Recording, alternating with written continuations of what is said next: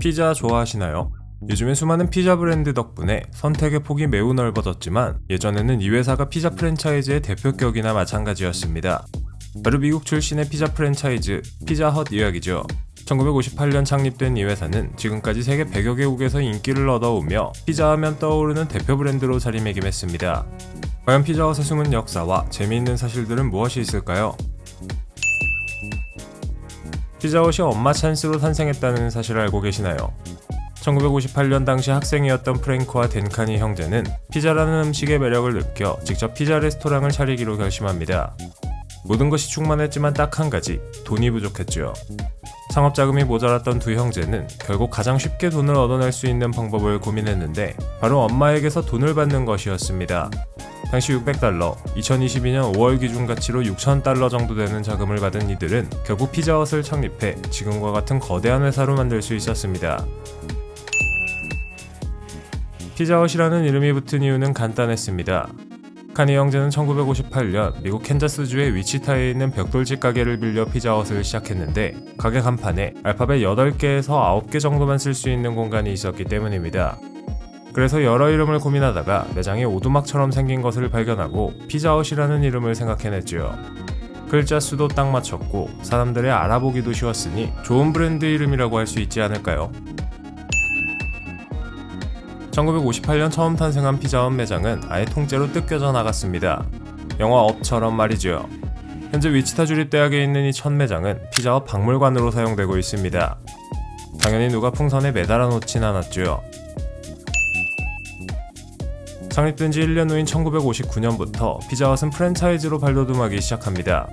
당시 미국인들에게도 피자라는 음식은 그닥 잘 알려져 있지 않았지만 한번 맛을 본 이상은 피자의 매력에 빠져들지 않을 수 없었죠. 신선한 재료를 사용해 바로 만든 맛있는 피자를 고객들에게 제공하는 서비스 덕분에 머지않아 피자헛은 미국 내에서 큰 인기를 끌기 시작합니다. 나중에는 성공적인 현지화 전략을 통반해 세계 각국에서 사랑받기 시작했고 현재는 한국을 포함해 세계 각지에서 맛있는 피자를 팔고 있죠.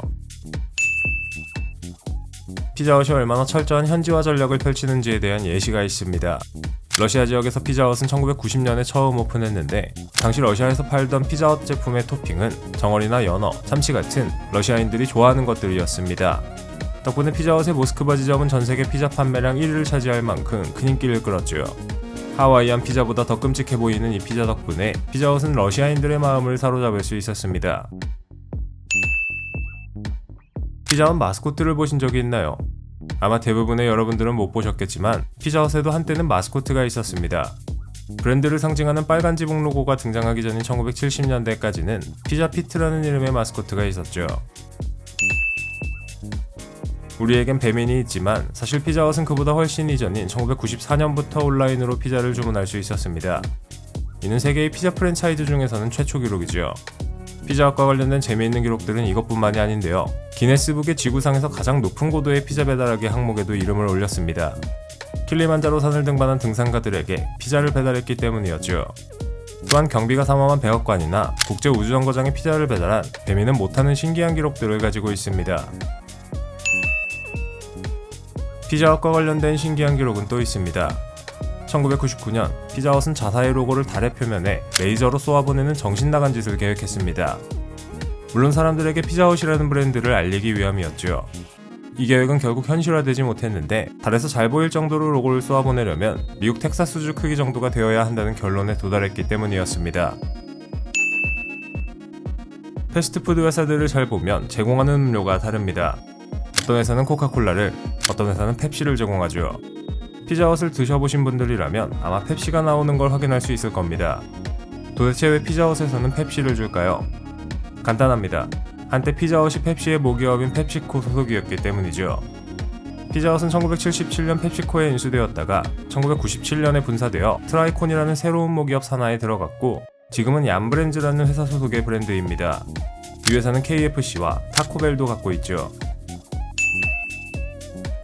피자헛에서 향수도 나왔던 것 알고 계신가요? 피자 도우의 향을 담은 향수가 캐나다의 피자헛에서 이벤트를 통해 제공되었습니다. 피자헛 가려면 이 향수를 구해서 뿌리고 가야 될 것 같네요. 국내에서는 최근 들어 약세를 보이고 있지만 여전히 미국을 포함한 다른 나라에서는 피자헛이 큰 인기를 끌고 있습니다. 2021년 기준으로 18,000개가 넘는 매장이 전 세계에 있으며 1년 매출만 해도 자그마치 15조 원 정도죠. 물론 매출 감소를 겪고 있긴 하지만 여전히 피자헛이 지구 최강의 피자 음식점이며 외계인들에게도 자랑할 수 있는 정도라는 걸 부정할 수 있는 사람은 없습니다. 앞으로도 피자헛은 계속 승승장구 해나가며 대표 피자 브랜드로 자리매김하게 될 것 같습니다.